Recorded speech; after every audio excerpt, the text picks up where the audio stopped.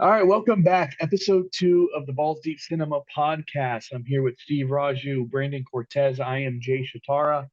And man, we got a packed episode. Obviously, we're going to talk about what's hot right now, Ahsoka. For my Star Wars fans out there, I've been looking forward to this episode.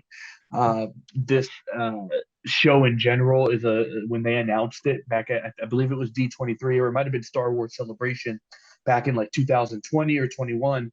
I was so excited for this show. That being said, I'm a huge Star Wars guy. I'm a huge Star Wars nerd. And I what I love about this episode for our podcast is that we have different levels of the Star Wars fandom. Steve, you mentioned that you're not the biggest Star Wars guy. You've seen the original movies, the prequels, but that's about it. Brandon's a little in between. Fun fact: Brandon used to be my roommate when I was binge watching Clone Wars, so he might have caught an episode or two. Yeah, Um, I could so definitely. I asked Jay, I'm like, should I kind of do a little recap of Rebels even before Ahsoka? And he was like, yes, please do. He taught me everything about Clone Wars because the animated series was something I never watched before. So if that gives you an idea of how much more Jay's into into Star Wars, that it's alone. But yeah, he got me more into the Clone Wars series, which eventually leads into Rebels, and then now, well, mhm. what we have is Ahsoka. Yeah, and listen, there's no secret. Ahsoka is an extension of Rebels. It is Rebels season 5. Well, obviously, this is your spoiler warning now. So if you haven't seen Rebels, if you haven't seen Clone Wars, if you haven't seen Ahsoka, we're going to spoil a lot of that content right now. So just the way Rebels ends, if for everyone's context, is Ezra Bridger, Thrawn, who in my opinion is after Darth Vader the best Star Wars villain. I mean, he is just an incredible. If you haven't seen Rebels, I recommend watching that show for Grand Admiral Thrawn. He is such an incredible villain. He's a tactician. He's a mastermind. He knows everything about his opponents. I mean, as far as collecting their trinkets and everything, I mean, the guy is just such a good villain. And I'm so excited to finally see him in live action. So yeah, I mean, this show is really good, and the way it ends is Ezra uses basically, in layman's terms, space whales who can travel through hyperspace to go to a different galaxy, and he's presumed dead along with Thrawn. It's been some years now because that happens before New Hope. We are now after Return of the Jedi. So obviously the whole Star Wars saga happened, and now they are going to find Ezra and Thrawn. So this has just been a really good start. I'll open the floor to you guys. Again, we're at different levels of fandom, and that's what I'm really intrigued to see. So the different levels of how we see it. I might be a little more fan servicey compared to maybe Steve. So it's a little different. I like that. Yeah, I mean, for me, just kind of my Star Wars background. Obviously, you have the original trilogy, which I've seen. I mean, iconic trilogy of movies. I would say the Star Wars content that really kind of stuck with me was the prequel trilogy. And I know Jay, you Mhm. talked about Revenge of the Sith being your top five movies on our previous episode, and that was definitely the movie that I kind of sat back and I was like, damn, when I saw it, like this is top tier content, and I understand why Star Wars is held in such a high regard. But yeah, watching Ahsoka, I would say, you gave a great breakdown on I guess the order of operations, so to speak, of what was going on leading up to Ahsoka. What was going on in the Clone Wars. What was going on, in Rebels.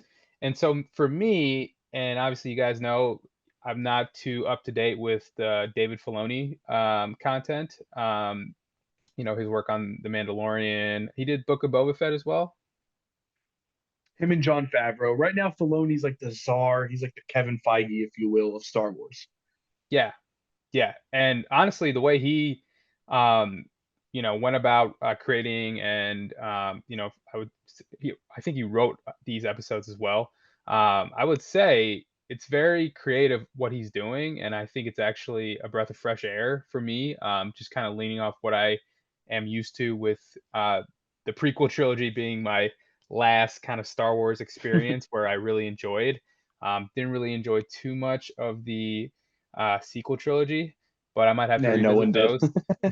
But I definitely would have to revisit those because I may not have given it a fair shot. Um, but what I liked about Ahsoka, and if we're just gonna dive into it, what I liked about Ahsoka is I do like it when they put you kind of into the lore and really kind of just say, well, this is what's going on. We'll give you little tidbits on what happened before, but at the same time, we're going full fledged into the story because we're not trying to, walk your hand through the whole thing, which I think is what happens in Ahsoka. You have Rosario Dawson's character, Ahsoka, obviously, who I think looks, it's Star Wars, so they have an endless budget, but I think the costume design looks great.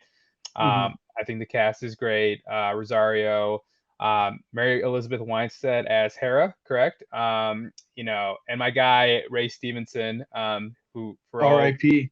R.I.P. Ray Stevenson, former Punisher. If anyone saw Punisher Warzone, and if anyone's seen the show HBO's Rome, great show. He was on that, starred on that show. So R.I.P. Ray Stevenson, and highly recommend you guys go out and watch some of the content that he's been in and has starred in and produced in. But from the get-go, I really just liked the costume design of Ahsoka. I liked the cast. I liked the areas they took me on. And that's the thing. I'm not too familiar with where they are and kind of the settings they put me in, but at the same time, they made it look beautiful. The show looks great. The CGI is good. And that's the one kind of gripe I have with some of these big budget movie studios, especially on the Disney side, when you have the MCU, especially what's going on in DC with their CGI departments. I could tell right from the get-go, Ahsoka's using very quality CGI. It's not distracting at all. And yeah, I mean, I think the story, I don't know what you guys think, but I think the story, like I said, it just kind of gets right into it.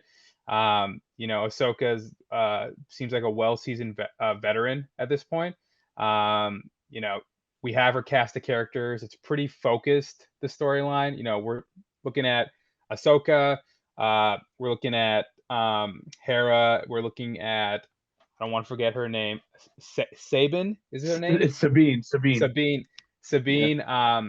We're focused on those characters, and then we're focused on Ray Stevenson's characters with Baylor, with Shin, and that's pretty much it, right? We're jumping through both those perspectives. We're getting a brisk pace these first 4 episodes until we finally meet at this last episode with Baylor and Ahsoka. And so far, so good. I've liked the action. I've liked the story so far.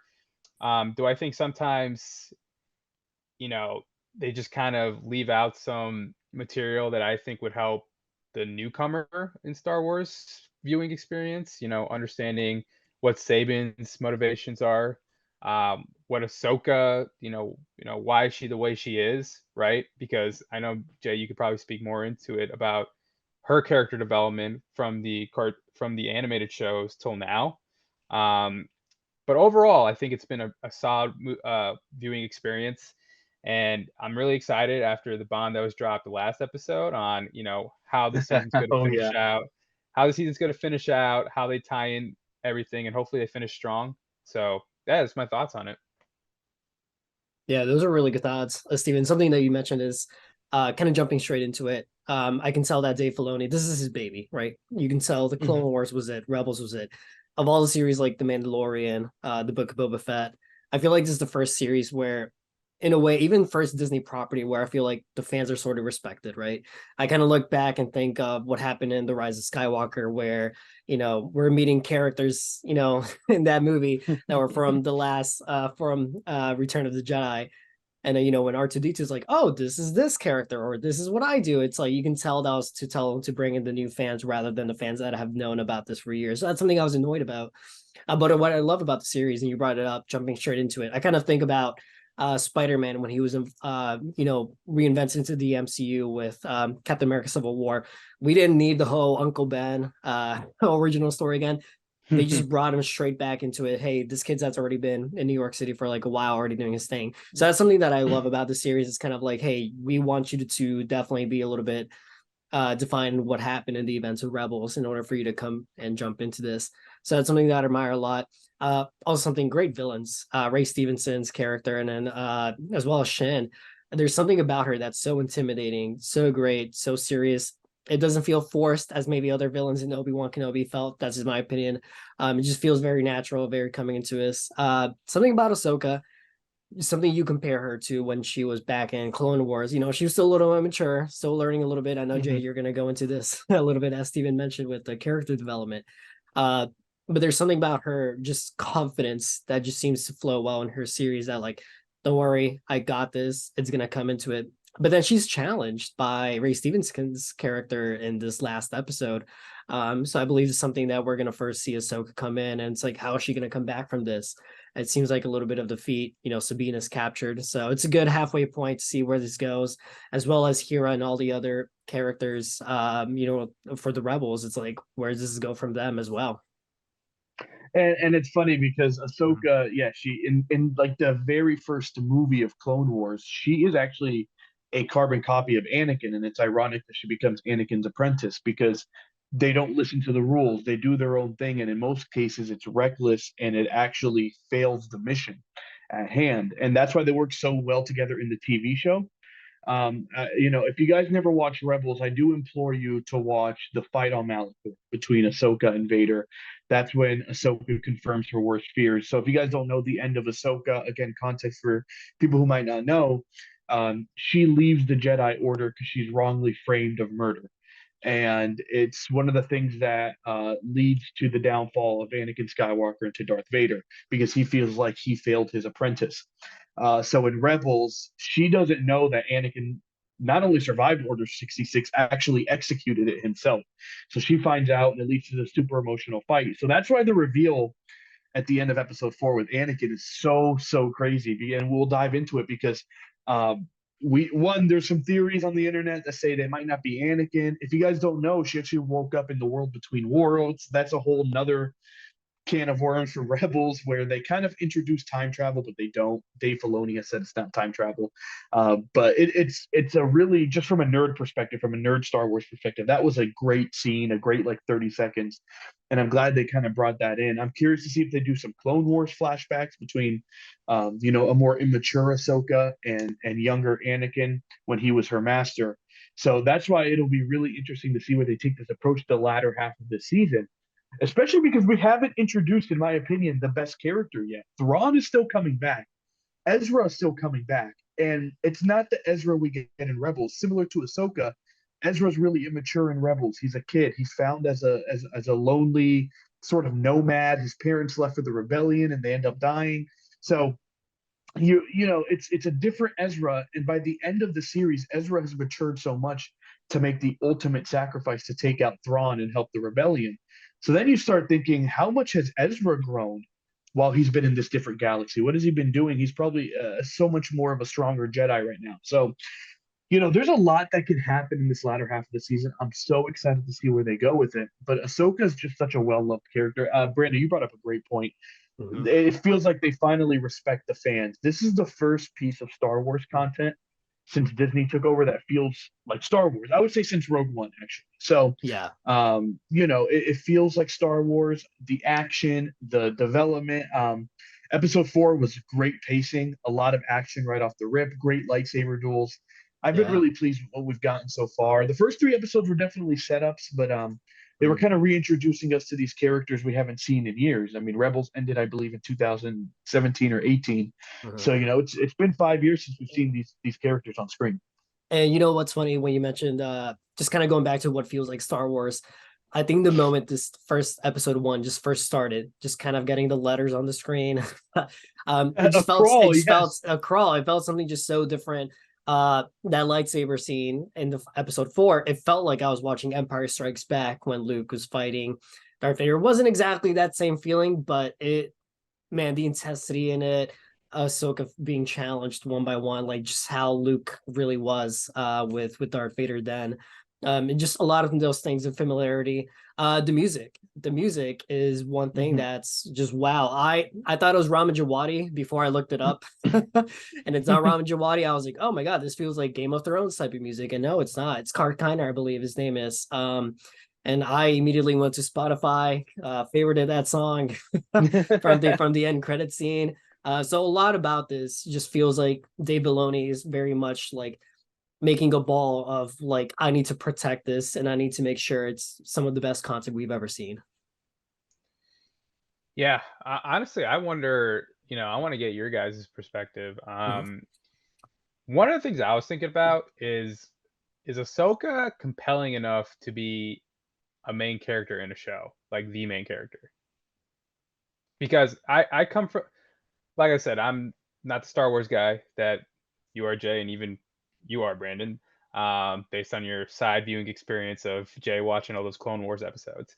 But what I'm wondering is, I see Ahsoka and her demeanor. I think is, it's very much a part of the story. It's how she's grown as a character, right? It kind of reminds me a little bit of a Jorah Mormont vibe in terms of her, I guess her stiff demeanor, but she's more of type like the wisdom type, where she's in a master role now, similar to how Anakin was. Her trying to teach Sabine, how to be a better Jedi and all that. But as a character, is she, in a way, is she interesting enough to lead her own show and, be that main force? Whereas you could have maybe had a Star Wars show that was literally just called Rebels Part 2, or like a continuation of that. But instead, we kind of get the attention grabbing, series headline Ahsoka. So your thoughts on that? No, that is a very good question because even in Rebels, she's not really a focal point. Actually, as a matter of fact, she doesn't get reintroduced until season 2. And the reason that's so significant is because season 7 of Clone Wars, which me and Brandon actually watched together, season 7 of Clone Wars, which in my opinion is some of the best stuff Star Wars has ever done, uh, didn't come out until 2020. Clone Wars actually ended in like 2013 or something like that. So Mhm. the last time you see Ahsoka, if you watch this show live, was her leaving Anakin in the Jedi Order, and then the show just ends. They have like one more episode about Yoda, and the show just literally ends. So when she gets reintroduced in Rebels in about 2016, 17 range, it was a big deal because no one knew if she was alive. So for her to come back, she's in season 2 a lot, and then she's presumed dead after the Darth Vader fight. And then they bring her back in a roundabout way. It's one of those things you kind of just have to watch with the world between worlds in season 4. So really, she's only in Rebels for like of a 20 season episode or 20 episode season, maybe 10 of those episodes, and then a few episodes towards the end. So that was a big question I had coming into this. I said, "This is Rebel season 5. We all know it. You're bringing Hera back, Chopper, our favorite droid. Yes, even more than R2D2. You're bringing all these iconic characters back. If you guys watch The Mandalorian, Zeb, the other member of the Rebels group, was also introduced in Mandalorian. He's definitely going to have to come back in this show. Uh, you're bringing all these iconic characters back, but Ahsoka has been the focal point. Now, me, I'll tell you yes, but I'm also a Star Wars fan. I'm someone who grew up. I went to the movies to see the original Clone Wars movie with Ahsoka being introduced. I binge watched the TV show mostly during the pandemic.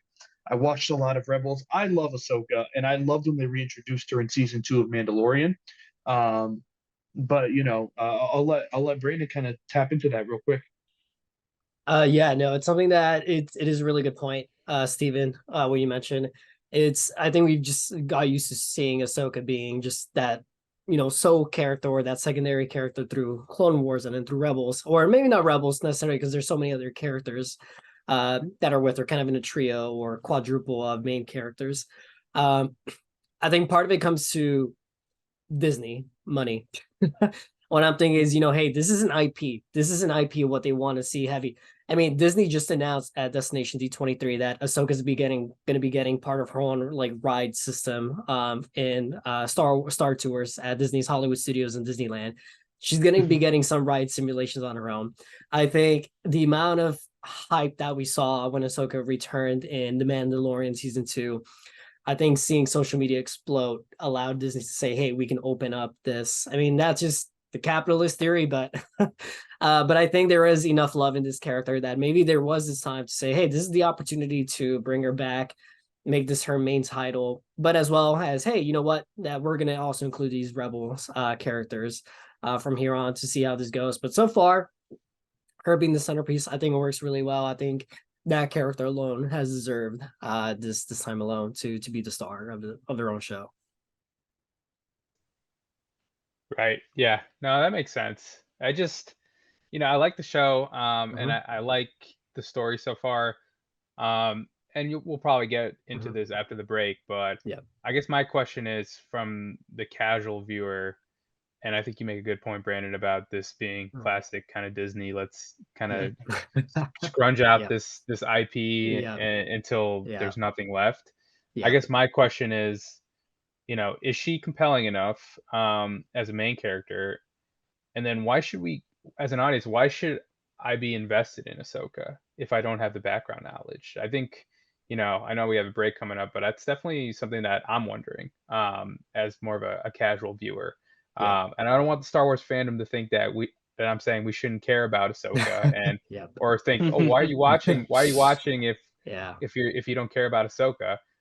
I like the show. I like Yeah. the grander scheme of what they're doing. I'm just Yeah. wondering, just from a new kind of more rookie Star Wars Mhm. person, Yeah. what is it, or how could they, or what could they have done to make me more invested in Ahsoka as a character without the whole background knowledge of Rebels, Clone Wars, and so forth. Yeah, and we will take a quick break on Mhm. that note. Like Steve said, when we come back, Yeah. we will talk about that, and we're going to dive deeper into that ending of season 4. Or excuse me, episode 4. Stay with us.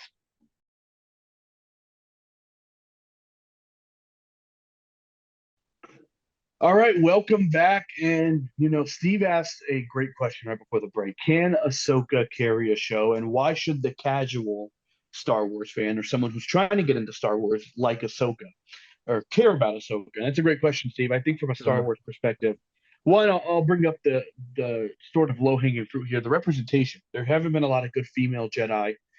In Clone Wars, there's an episode where Ahsoka is a Padawan with another female Padawan who ends up going bad. So, there's Mhm. never a lot of female representation. And this show has been ran by females. You have Hera, Yeah. who is a mother, Sabine, Ahsoka, and of course Shin Hati, who's just a badass villain, and I absolutely love and adore. Mhm. But Ahsoka is just, you might not have the backstory to it, the way she left the Jedi Order, the way she finds out Anakin. But the big thing for me is Ahsoka is not necessarily a Jedi. If you notice, her lightsabers are white. She is a force user and very good at it. She's extremely powerful. She's really wise at this point in her, if you will, career because she's been around the galaxy so much on her own. That's the most impressive part of all this. When she left the Jedi Order, she was on her own. She never had her family. The one thing about Jedi in the Clone Wars is they were taken as young kids. They don't know who their family is. So when she left the Order, she had to go fend for herself. She goes toe to toe with Darth Maul in season 7 of Clone Wars and holds her own and actually beats him. So I mean, she's an extremely powerful Jedi. The reason her lightsabers are white, just a little Star Wars lore, she beat an Inquisitor, which was the character Merrick. He was an Inquisitor, and she redeems his lightsabers from red to white. But she's not a Jedi. That's why her lightsaber is not blue or green like the typical Jedi color, unless you're Sam Jackson and you get purple. Um, you know, but it's white because she is a force user and she connects with her lightsabers through the force, but she's not a Jedi. She has a really powerful line in Rebels where she says, I am no Jedi. And you see it in episode 4 actually. She taps into the dark side of the force to knock Shin into a wall. And when she thinks Sabine has died, at the hands of Shin, she, I mean, goes crazy in her fight with Balin because she's tapping into the dark side. As a Jedi, you're not supposed to do that. And she, again, she's not a Jedi. So that's what I think makes her so compelling is like you have the typical in the original trilogy, it was very black and white. You're good or you're bad. You're Darth Vader or you're Luke Skywalker. You're green lightsaber, blue lightsaber, or you're a red lightsaber. Then they did a good job in the cartoons of really expanding into well, there's a gray area. So she's maybe a gray Jedi. And then now Mhm. she's not really a gray Jedi. She's just a really powerful force user. And I really love the line she had in episode 3 where she told Sabine, everyone has the force. It's just if you're good at it or not. You have Anakin, who was the Michael Jordan of force users, and then you have, Yeah. Ahsoka's maybe a Magic Johnson. I don't know. She's just a really good force user, and I think that's what makes her so compelling. Is she's been through so much, and even if you don't have that backstory of what she's been through to get to this path, to this journey, you see her doing things that other Jedi don't. Again, taps into the dark side. She's not afraid to kill. She will kill. Most Jedi they say it's not the Jedi way to kill your opponent. She's not afraid to tap into that dark side of the Force, and that's one thing I really love about her is she has attachment. The reason Anakin fell to the dark side is because they told him you weren't allowed to love Padme. If they tell him, hey, go do your thing on the side and still be a Jedi, we're all good. You never have a Darth Vader. I'm just saying. Uh, Ahsoka, the reason she taps Yeah. into the dark side is because of her attachment to Sabine. When she thinks Sabine is dead, she gets angry, she gets mad, and she becomes unbalanced. So that's one thing I think that really makes her compelling. And that's why I do think, as a Star Wars fan, and maybe not as a casual, but as a Star Wars fan, I do think she can carry a show by herself because she has that ability to go where most Jedi won't. No, you bring up a good point. Now I'm thinking back to Mandalorian season 2 when it came to Din Djarin wanted to give away, not give away, but have them, have someone take care of Grogu, and it came out to a situation where, like, at first he asked Ahsoka, can you train him, and she kind of denies, and that's when Luke kind of comes in, and that all a little bit makes sense, where it's like, Jin's using the word Jedi, and she's just not a Jedi yet. So that all kind of adds up a little bit more onto why she maybe comes in. She does check in on Grogu during Book of Boba Fett, or as I like to call it, Grogu and Friends. Since it didn't take itself too serious, but that's a topic for another time.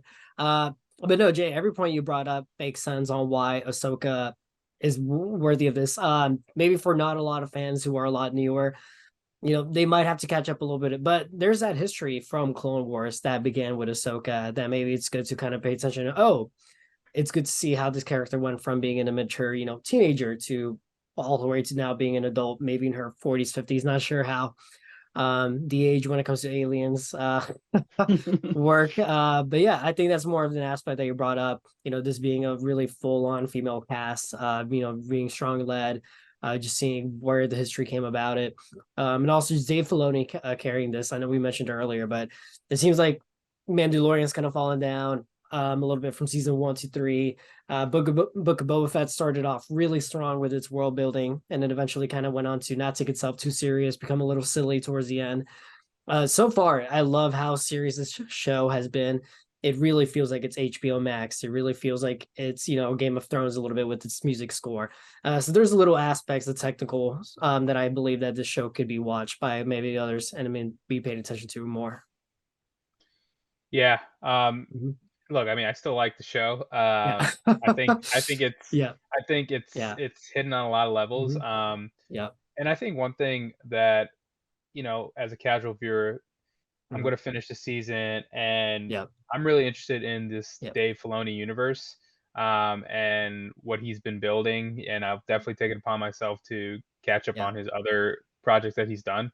I definitely, when it comes to his film trilogy, is he getting a film trilogy? Well, he's actually, this is all culminating with the Mandoverse movie, so it'll be a movie featuring Mandalorian. I read somewhere Book of Boba Fett's going to tie into it, and then of course Ahsoka, and and I believe Thrawn is going to be the big bad, if you will. Yeah. Was that going to be a single movie or a trilogy? I thought I saw a trilogy. A Filoni trilogy. I thought it was a movie, but I'm never going to say no to any Filoni content. So give me a trilogy, and I'll be very happy. Well, yeah, and I'll just say real quick, as we go on in the season of Ahsoka, obviously, I wonder, and despite me enjoying, I wonder about Ahsoka as, the main character, compared to a very, major key in a cog, if it was a more of an ensemble cast show, right? And I also I'm a little suspicious of just maybe Disney just milking out content and just, here's a storyline that could have been addressed, as a part of a larger show. But at the end of the day, with the Filoni movie that's going to be coming out, and the fact that it's going to incorporate Mando, it's going to incorporate Book of Boba Fett, it's going to incorporate Ahsoka, I'm actually really excited to see how this season of Ahsoka is going to end, and how, once it ends, how invested I will be into the character, and how much I look forward to seeing her in the Filoni movie. So it's going to be a good viewing experience, and I can't wait to see what's coming up these next 4 episodes. Yeah, and something that I like to think of is, I feel like us not seeing Ezra yet or General Thrawn yet it feels like that classic horror movie where it's like, the throw up of like, don't reveal the big villain or the monster till the very end or close to the end. Bride of Frankenstein is a very good example. This movie's titled her, but we're not seeing her till the very end.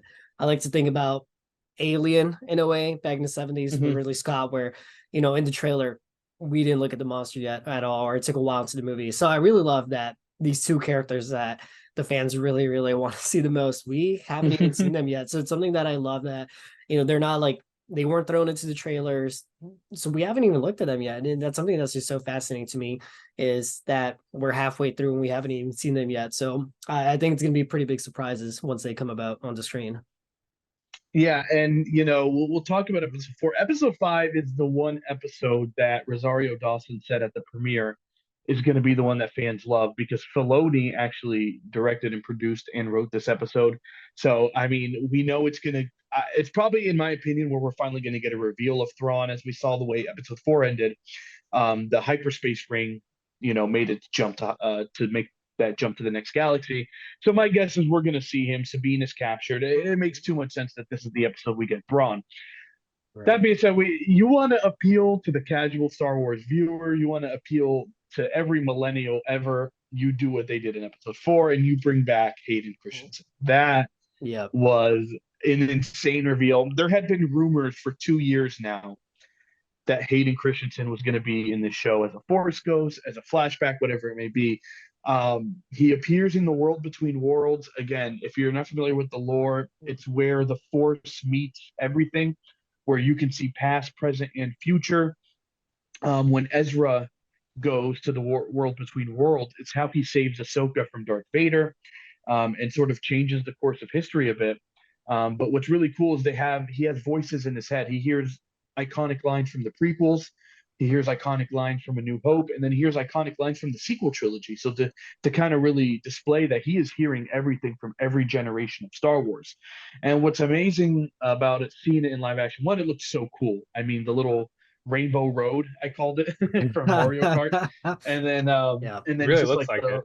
It does, yeah. And then just the whole space and everything. But yeah, this Anakin, I don't know what he is. He's not really a Force ghost. He had a physical form to him.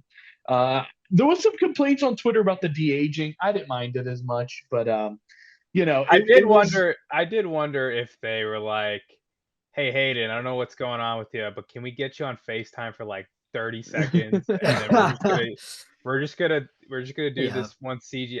It kind of looked like that to me, but for the most part, I tend to just overlook it for the sake of what they're trying to do in the story. So yeah, you can kind of tell it had a bit. It was almost like his older face. Like you can tell it is him. You can kind of see the wrinkles being sort of removed. I didn't think it looked that bad. It looked better than what they did with Luke Skywalker. Oh yeah. yeah. There's something about the floating head that's still kind of like a little bit creepy to me today, but and the big complaint was that for the Obi-Wan series, they didn't de-age him in the flashback scenes with Obi-Wan. Yeah. And they didn't de-age Ewan McGregor, but then they're like, you're in the World Between Worlds where, and I was too. And listen, I'm not one that's going to nitpick about these kinds of things, but it's online. You have to be mad online about something, right? That's so, I thought the reveal was great though. I mean, he says hello Snips. And again, if you haven't watched Clone Wars, that was his nickname for her. That was when I heard that, I jumped out of my seat. I was like, I can't believe they brought him back only in episode 4. I thought if we got him, it'd be like episode 6, maybe in a flashback. So I thought the reveal was great. I immediately went on Twitter. I had to go on the hashtag. Everyone was going crazy. I mean, I would love to hear everyone's reaction to that scene. It was mind blowing. Like I don't know, like I just don't know where. I don't know if he's more of a god now in a way where like he's able to definitely be able to give advice to her. I assume he's there for a reason to help progress that character even further, right? Ahsoka that we're talking about, because maybe as we saw in season 1, there were some things where she disagreed with Sabine, or like Jay, what you mentioned, when she pushed or when she force pushed Shin, that could have easily killed her. It's I think it's moments like that where maybe Anakin will brought in to be like, here's your lessons learned, here's what you need to learn still, and then boom, she's going to be brought back to the life, Jon Snow style, and just and be able to go into the Battle of Bastards, whatever that might be. in terms of this season for Ahsoka. That's what I believe he's there for. He's there for that further character development for Ahsoka. Yeah, obviously it was great to see Hayden Christensen.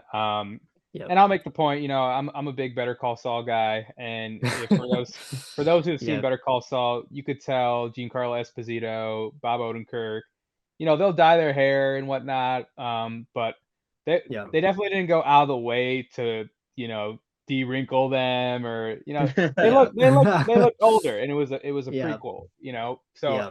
But I still love the show, and I never paid mind to kind of the not the extra length they went, because they really didn't. Yeah. And I didn't mind seeing Hayden Christensen in Obi-Wan being more, just what he normally looks like. And I think I think personally I prefer that compared to de-aging, because it is noticeable. But regardless of that, I was okay with it. I was glad to see Hayden back. What I'm interested in is how, as a plot device, us seeing Anakin Skywalker, is this going to be for the character development route, and if so, how is this happening to Ahsoka? Is this the Jedi ghost, or whatever you mentioned, Jay? Is this like a Thanos seeing his young Gamora in the whatever the realm after he sacrificed her? Is it like more of kind of like a realization, like, oh, your vision in my head, or is it, hey, the Disney bosses were like, we need to get Hayden Christensen in the show.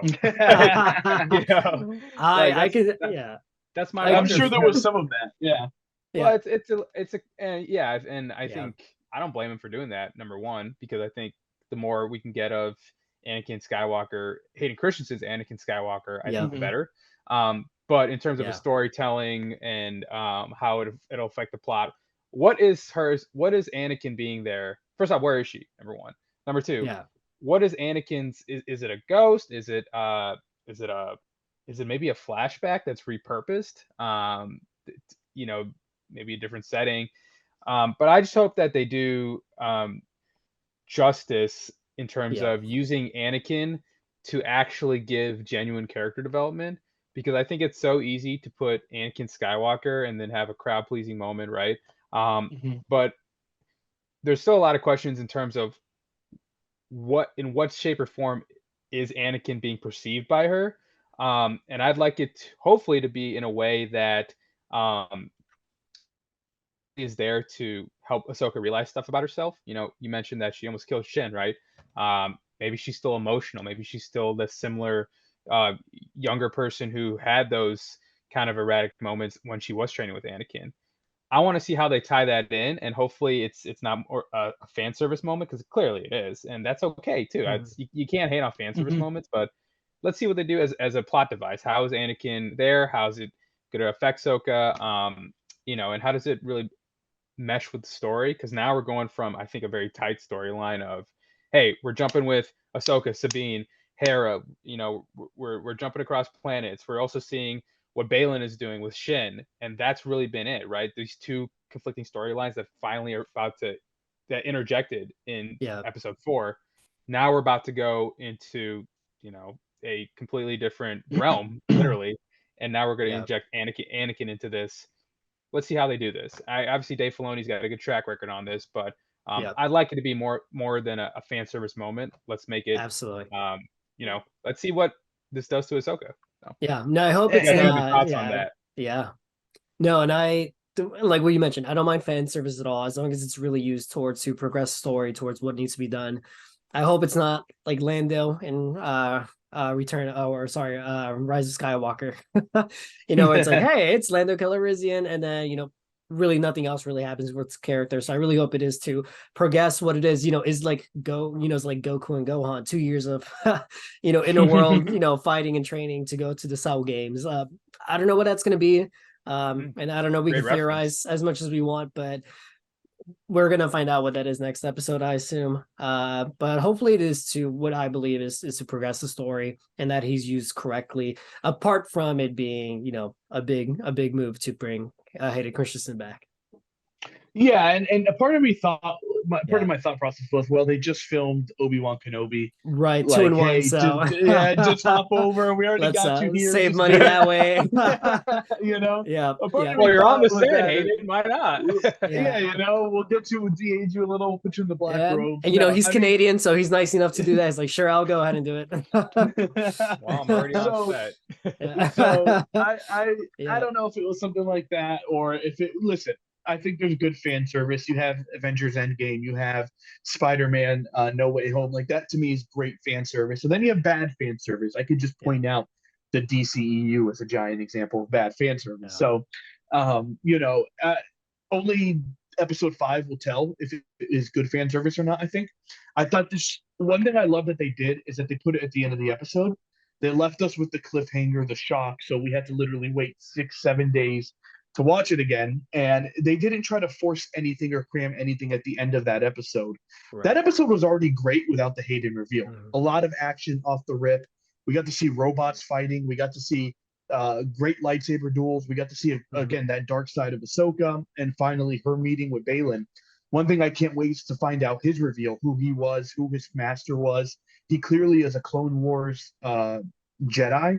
It's just a matter of because he name drops Anakin, and for the people who don't know the lore, only like 3 total people knew Anakin became Darth Vader. It was actually presumed across the galaxy that he died in Order 66. The 3 people who knew were Palpatine, Grand Moff Tarkin, and Grand Admiral Thrawn because he was so smart and figured it out. So the fact that Balin knows is actually like a big deal that he knows Anakin became Vader. Yeah. So that means he definitely had to have known him in the order. I'm really curious to see who he is. But yeah, I think this episode's going to be really telling. I think what's so great about that cliffhanger is just the amount of internet theories I saw on TikTok and Twitter immediately. Yeah. People just saying, I think it's this, or this. And again, this episode will probably tell us, but I love that we were able to just kind of dive into the theories of it. A lot of people think it's a bad version of Anakin because he's in his dark Revenge of the Sith robes. People were analyzing his lightsaber and brightening their TVs to get better photos of it. But the big thing for me, and I don't know if you guys caught on this or if you watch with subtitles, his Vader theme ends the episode. Yes, they played, yeah. And a lot of people are like, well, he's in the world between worlds. Is this, one of the Mortis gods? You mentioned, Brandon, is he potentially a god right now? There's an arc in Clone Wars where they go to a godlike planet, and there's the father who's balanced, the daughter who's the light side, and she sacrifices herself to bring Ahsoka back to life. And then the son, who's the dark side, who Anakin kills because only Anakin was strong enough to kill him. So some people think Anakin turned into the sun. I mean, there's so many wild theories out there, and I cannot wait to see what they do with it. But yeah, there's a lot that can happen. But it was such a good reveal. Again, I really love how they didn't force any sort of scene. It was just like, hey, a reunite. And another big point that a lot of people forget: Ahsoka doesn't necessarily know Anakin turned back to the light side. She just, as far as she knows, Vader died. And that was the end of it. Yeah, we never know if Luke, had that conversation with Ahsoka either, saying, "Hey, I killed." But more CGI Mark Hamill coming back. Is that and I really hope it doesn't lead towards a. I really hope it doesn't lead towards like really bad Anakin, right? Because I think the point of Return of the Jedi, just 1983, the point was that we saw Anakin, come back, right? For me, Darth Vader. So, but I don't know. The Darth Vader team, I don't know if it's just Dave Filoni teasing. I don't know if it's the music score teasing or the direction of it, but it's definitely a lot of theories as to what he can be. So that's something we're just gonna have to find out. So honestly, for me, I'm just gonna wait to be in my seat. Just kind of let it come to me. Just let it feel. I don't want to theorize too much.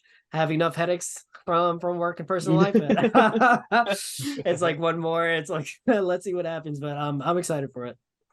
Honestly, one thing I got to point out that the second best thing about this episode to me was Ray Stevenson's Balin. I mean, what a compelling character, and in some ways, I feel more invested in who Balin is than Ahsoka. Honestly, and that's no slight on Ahsoka because I think Rosario Dawson, she's doing good with what she's got. I mean, she's the perfect Ahsoka, number one. But number two, Balin in this episode as strangely like a paragon slash renegade of virtue.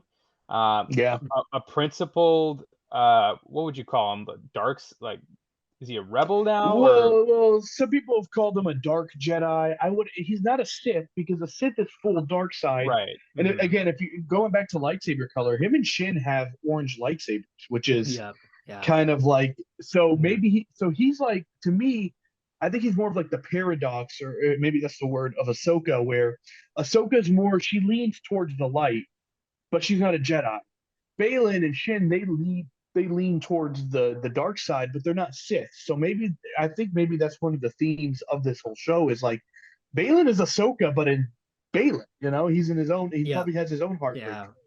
Well, it seems like Balin, like I said, he spared Sabine, and I mean, he successfully convinced her to give up the orb. Mm-hmm. And there's something about him that's very, it is just mysterious, but it's also his way to solve problems was, he obviously is a very capable lightsaber user. Number one, I mean, he went toe to toe with Ahsoka at his age. He's definitely not a young guy either. Yeah. But also his ability to kind of just, you know, understand the situation and then go to a different tactic and de-escalate the situation with a hothead like Sabine, Mm-hmm. extremely impressive, right? And I think Ray Stevenson's portrayal of Balin is fantastic. It's mysterious. It's there's a wisdom to his character, but there's also an authority to it, right? So I think Balin has been a star this season. Yeah. From what little we got from him, not a ton of Yeah. moments with Balin. I'm interested to see how he'll interconnect, moving forward. I'd love to see him and, General Thrawn potentially, Yeah. interact with each other. But also, I think one point you made, Jay, is seeing the dichotomy between who he is as a dark character versus what a Sith would be. What is the difference? What principles does he have, or what allegiances does he have that we wouldn't consider him a Sith, but we also know he's not a good person. And he kind of gives off this vigilante vibe. I get this, like, he's Almost Yeah. in a Batman, yeah, but like Yeah. a darker version. But going back to the Sith thing, Sith, they care about power. A lot of people say, Anakin, the only thing that could ever bring him back was his son. Ahsoka couldn't do it, Padme couldn't do it, and that's because he genuinely wanted to be the most powerful person in the galaxy. Same thing with Palpatine. Palpatine was so focused on cloning himself so that he would never lose his power. And he even says it in Revenge of the Sith, their Sith are afraid to lose their power. I'm curious to see how Thrawn and Balin, because I don't think Balin has an allegiance to anyone but himself. I Yeah. think I think that's Yeah. pretty That's a good fair way to to put say, it. because I think he's doing this because he has an ulterior motive, and he sort of hinted at it, but we don't know what that motive is just yet. I'm really curious to find out what his motive is in helping bring Thrawn back, as opposed to Morgan Elsbeth, she's a witch, and she's bringing Thrawn back because you know they want the Empire to come back. Yeah. And the season finale of Mandalorian, what does that one general say in the Shadow Council? He says, we're going to bring the Empire back. Thrawn is on his way back. So I think yeah. that's a really good way to kind of look at it. I think Balin's more of this like vigilante, has ulterior motive. Morgan is trying to bring the Empire back. She has one Yeah. goal in Yeah. And I think that they can use each other's power. And I think that's where their kind of mind. teamwork comes along. But it might come to a point where Balin might be like, all right, psych, I'm gonna kill you now. Someone's going to and, betray someone, right? and it's gonna, yeah. And what you guys brought up, there's something about Ray Stevenson's, I believe, his acting, right? There's something Mhm. about his patience in his character, the way he was just waiting for Ahsoka. He's like, he knew she was gonna come and fight him. Just the way he was sitting down, robe up, over the head. There's something about that was just so, like, man, that felt so natural, so cool.